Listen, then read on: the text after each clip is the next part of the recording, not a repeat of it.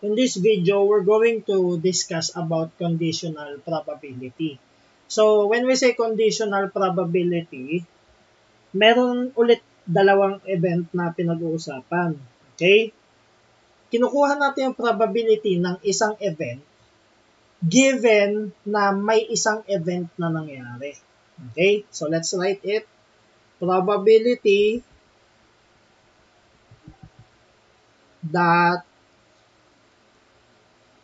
let's say, B will occur given that A has occurred. Okay? So dito nangyari na yung meron ng unang event na nangyari. So after mangyari nitong A, hahanapin natin yung probability na mangyayari si B. Okay? Ang symbol niya is this one. Probability of B given the condition A. Okay? So yan.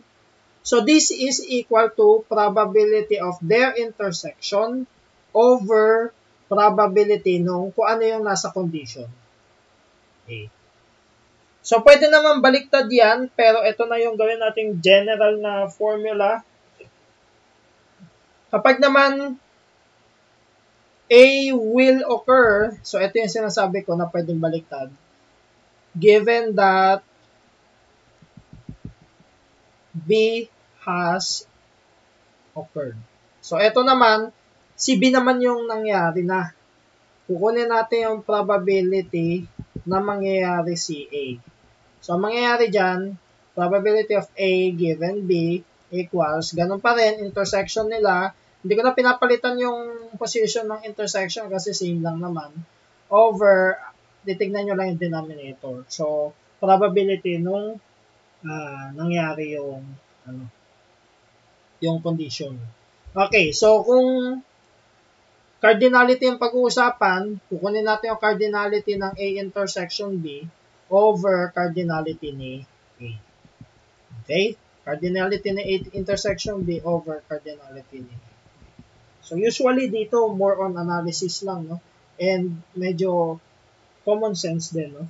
Okay, so punta tayo sa sa problem, no, para makita natin yung application. Okay, so let's say meron tayong box. The box contains white and red balls. Each ball is labeled either A or B. The composition of the box is shown below. So, meron tayong white na bola, red na bola, tapos nilabelan natin ng A or B. So, yung white na bola, 6 yung may label na A, tapos 2 yung may label na B. Okay, total of 8. Tapos, sa red balls, may 4 na labeled A, tapos 3 naman yung labeled na B. So, 7 lahat. And then, we have a total of 10 balls na naka-label na A.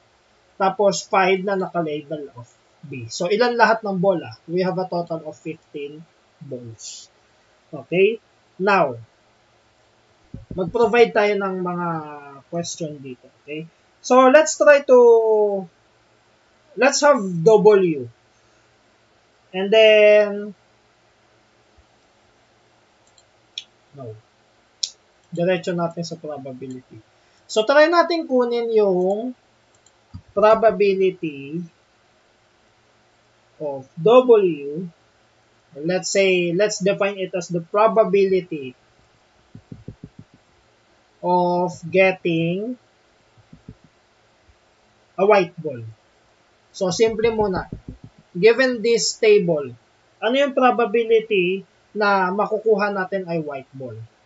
Okay, so dito, gagamit lang tayo ng classical probability. No? Ilan yung white? 8. Okay, ilan lahat ng bola? 15. So, we have 8 out of 15. Okay, so probability of getting a white ball. Okay, so try naman natin. Let's find P W given condition A. Let's say yung A natin is the event of getting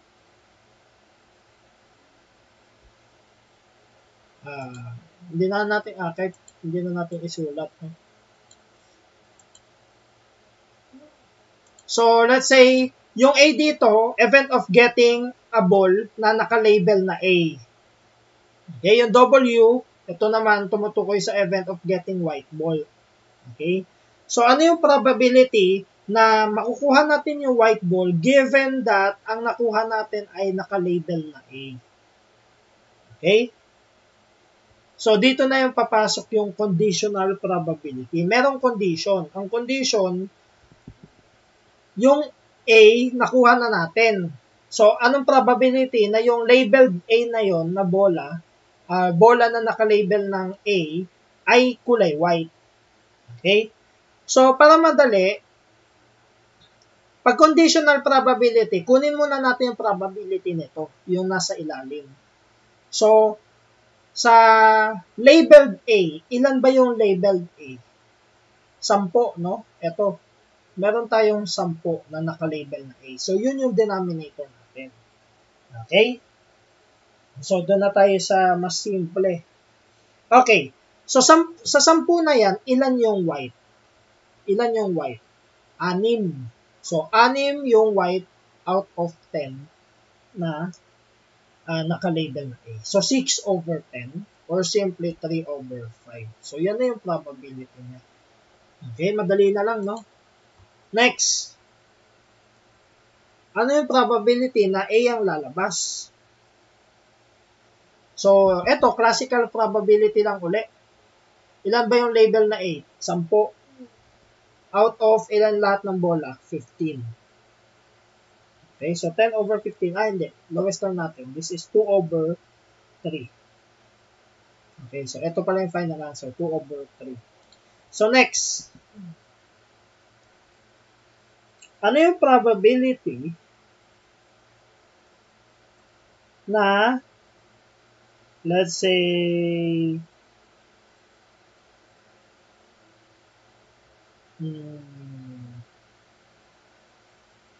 A intersection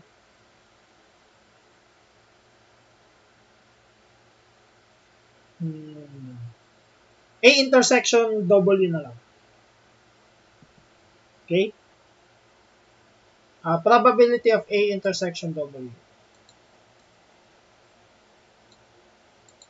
So, ito lagyan natin ng konting twist. A intersection W. So, dito, recall natin yung formula. Okay? So, let's recall formula ng conditional probability. We have probability of, gagamitin ko yung variable na A tsaka W. A given the condition W is equal to P of A intersection W. So, nandyan yung A intersection W sa formula over P of W. Pwede naman, P of W intersection A, given the condition A equals, same lang, A intersection W over P of A naman yung denominator. Ngayon, ang tanong, alin dito sa dalawa yung gagamitin natin? Gagamitin natin yung napakita na natin. Okay? So, alin ba ang meron na tayo? So, meron tayo sa denominator P of W tsaka P of A. So, pwede to. Ang tanong, alin dito sa conditional probability yung meron tayo? Probability of A given the condition W or W given the condition A. So, sa letter B, meron na tayo probability of W given the condition A. Okay? So, meaning, gamitin na natin tong pangalawa. Okay? So, ito ng pangalawa yung gamitin natin. Equals P of A intersection W over P of A. So, in this question, it's about manipulation of formulas, no? So, ano yung nakuha natin? Probability, conditional probability of getting white ball given the condition that A, that the ball is already labeled as A, no? So we have 3/5, no? So 3/5 na tong P W given A equals, ito naman hindi natin alam, A intersection W. Yung P of A, alam natin yan, no? Nakuha na natin yan sa letter C, that is 2/3. Okay, so this is 2/3. Okay? So, manipulation lang, no? Mag-multiply tayo both sides by 2/3. Okay, so magiging 3/5 times 2/3 equals, ito naman, pag nag-multiply tayo ng 2/3 dyan, so pakita ko na rin, A intersection W, 2/3 over 2/3. So dito, mapapansin nyo, maka-cancel lang to. Okay? So, probability of A intersection W, this is, so ito cancel, 2/5. No? So, ito lang.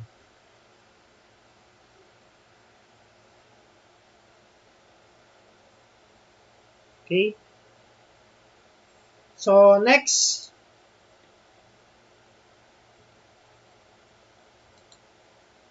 let's have problem number 2.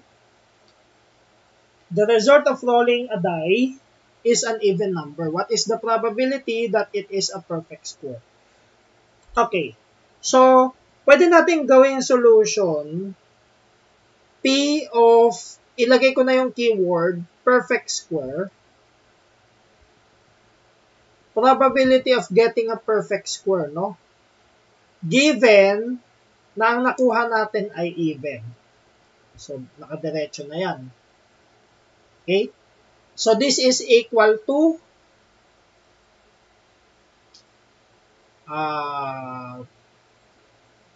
ilan ba yung even number kapag nag-roll tayo ng die? 3. Tama?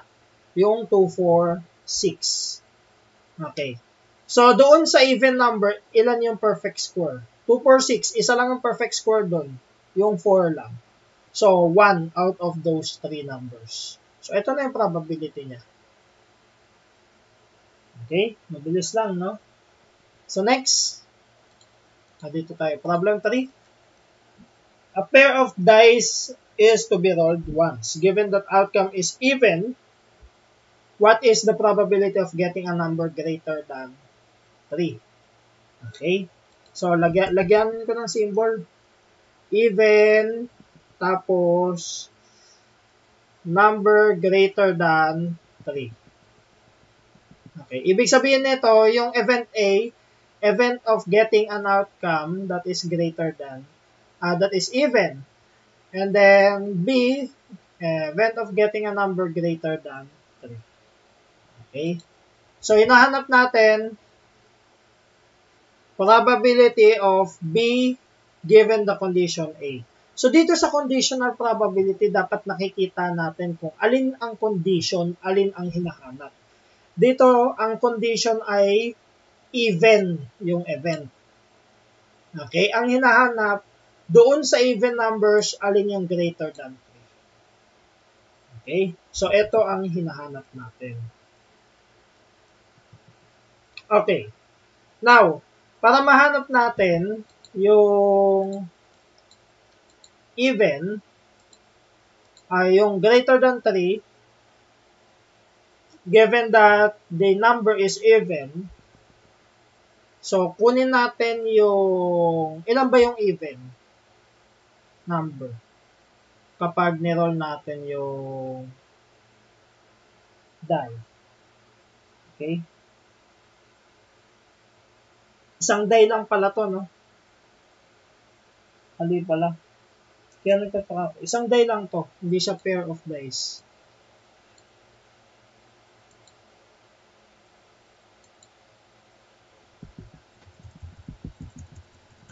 A die is to be rolled. Kasi hindi na magiging even or ano yun, greater than, kasi dalawa yung lumalabas na number. Okay? So, isang die lang ang pinag-usapan dyan. So, a die is to be rolled once. Okay, so ilan yung even? Tatlo lang. 2, 4, 6. Ilan yung greater than 3? Yung 4, 5, 6. Tatlo din, no? Okay? Ang tanong, meron tayong tatlong even. So, dito sa even number, ilan yung greater than 3? Dalawa. 4 tsaka 6 lang. So, 2 out of 3. Okay? So, next. Problem 4. A card is drawn from a deck of 52 playing cards. So, ito ulit. Nasa card na naman ka tayo. Given that the card drawn is a red card, then what is the probability of getting an ace card? Okay? So, ilet natin to na A, ilet natin to na B, ilet natin to na C. So, probability ng A, for letter A, okay. Probability na ace ang lalabas. Ba't parang ano lang to, classical? Okay, ilan ba yung ace? 4. Ilan lahat ng card?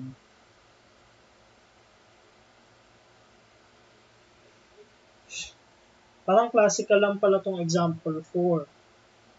So, meron tayong 4 na ace card. Tapos,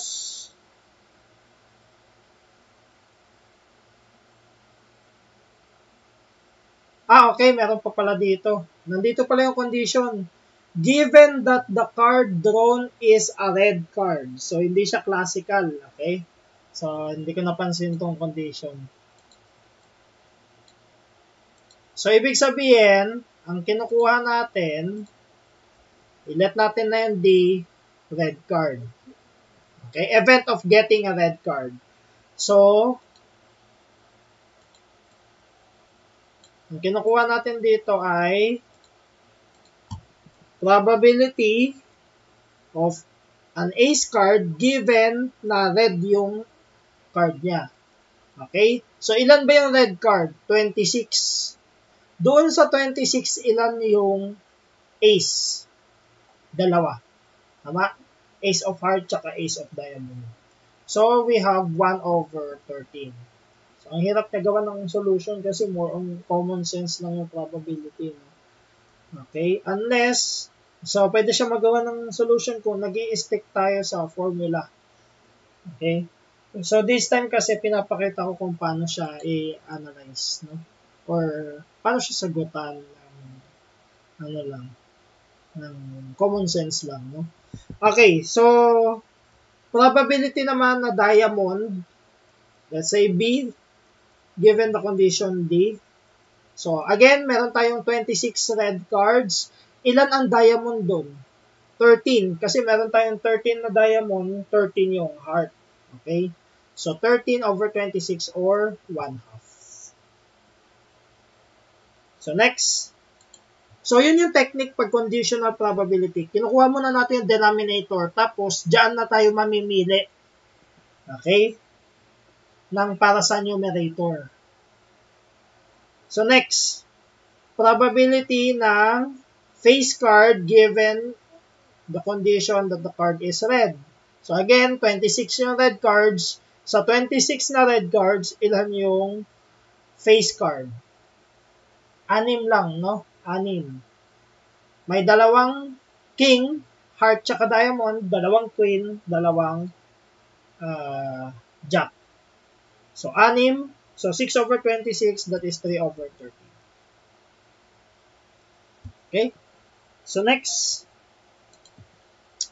Problem 5. The organizers of a seminar workshop on business education observed that of the 50 participants, 32 are educators, and 26 are business executives. 12 of the business executives are part-time professors.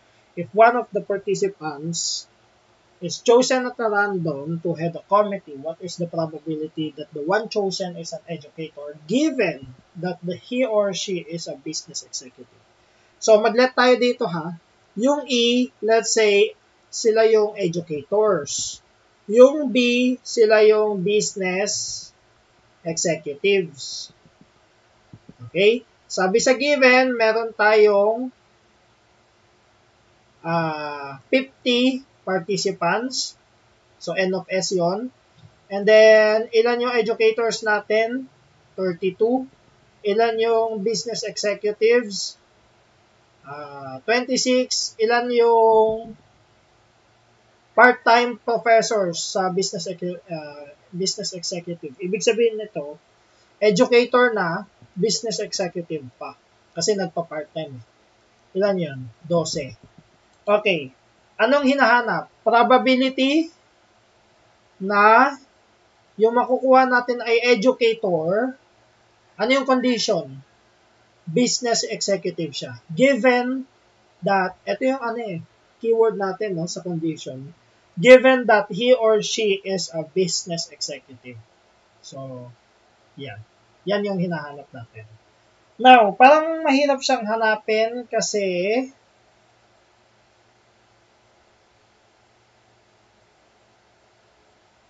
parang carry naman, no?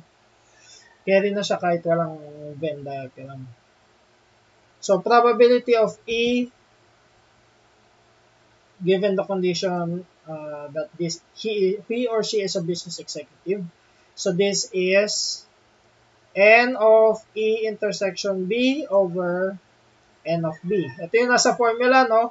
And using our common sense, parang inaano ko lang, no? Pinapakita ko lang yung idea ng formula kasi. So, ilan yung, ito yung sinasabi ko, ilan yung business executive? So, 26, di ba? Okay. Sa 26 na business executive, ilan doon yung educators? 12, no? So, meron tayong 12 educators. So, this is 12 over 26 or 6 over 13. Okay? So, next. So, I think this is our last example for conditional probability. So, a box contains 5 white and 4 blue marbles. So, ito sa box naman, kumukuha naman tayo ng marbles. Pareho lang to ng yung box na kumukuha tayo ng balls, no?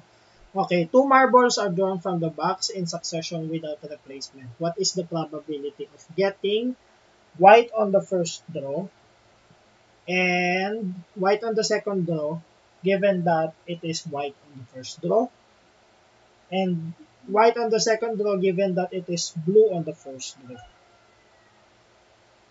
Okay. So, ilat natin to na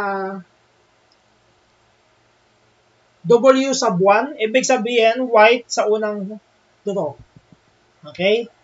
Ilat naman natin to na W sub 2. Yung W sub 2 para sa second draw, ang nakuha ay white. Okay? Tapos, ang sabi dito, given that it is white on the first draw. So, given that white yung nakuha natin sa first draw. Next, white sa second draw. So, let's make it W sub 2. Given that blue on the first draw. So, gawin natin B sub 1. B sub 1, blue yung nakuha sa first draw.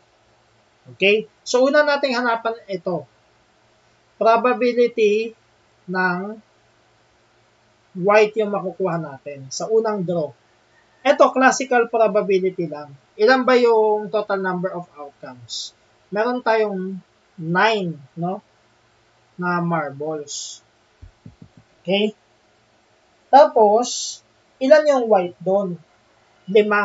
So, this is 5 out of 9. So, ito na yung probability para sa una. Next. Letter B. Okay.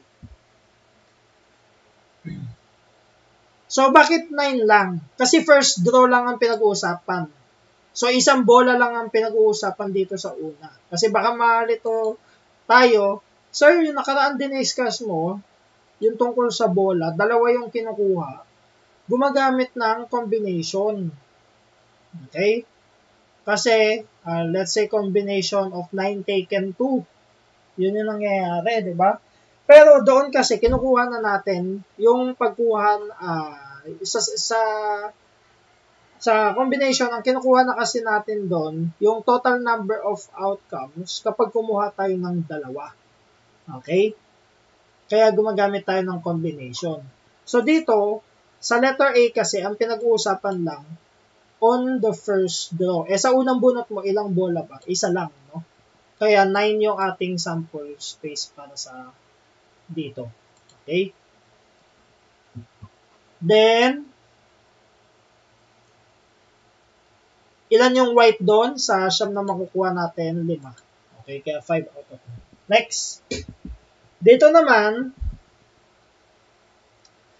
probability na yung makukuha natin na sa second draw ay white, given that it is white on the first draw.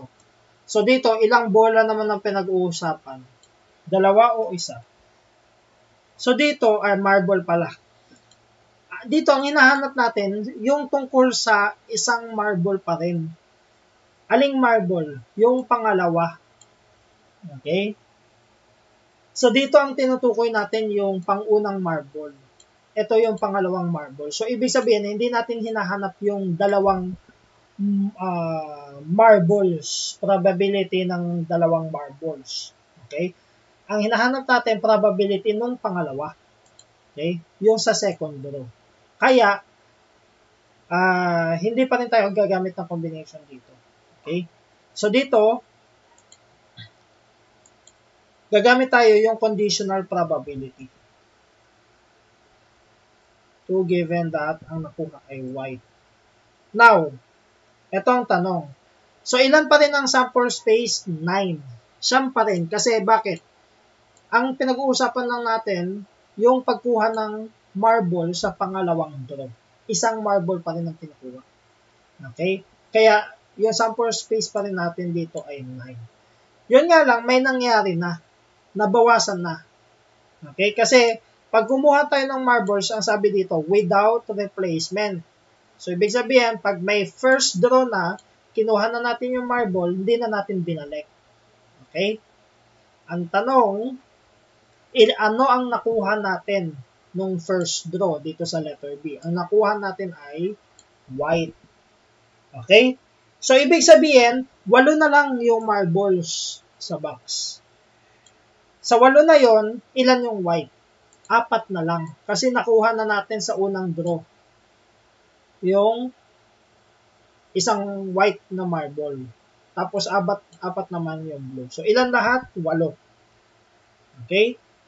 At ilan yung white doon? Sa second draw, kinukuha natin probability, white yung makukuha natin. So, ilan na lang yung white na yon? 4. Okay? So, that is 1/2. Next. Letter C. Kinukuha naman natin probability na second marble, ang makuha natin sa second draw, ang makuha natin ay white, given na blue yung nakuha natin sa first draw.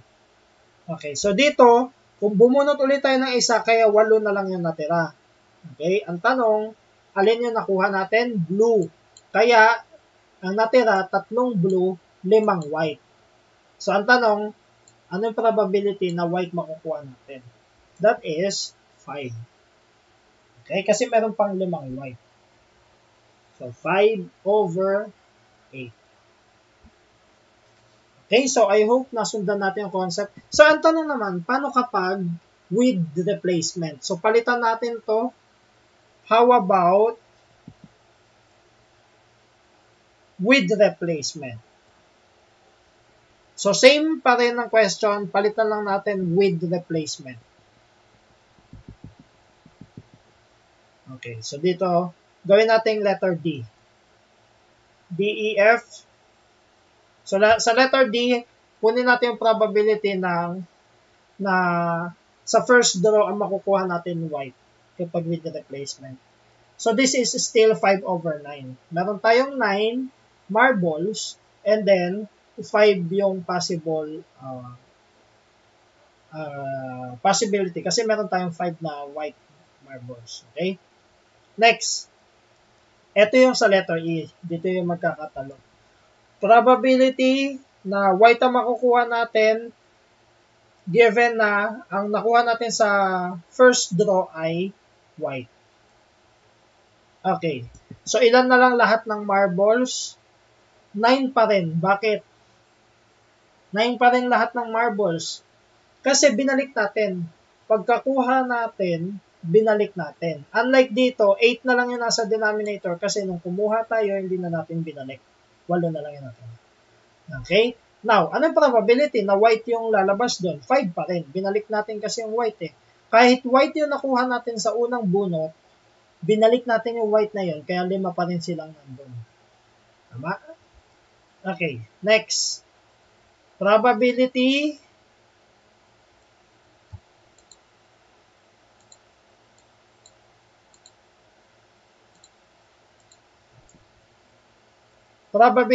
na white, given na ang unang bunot natin, blue yung nakuha natin. So, siyam pa rin yan kasi binalik natin.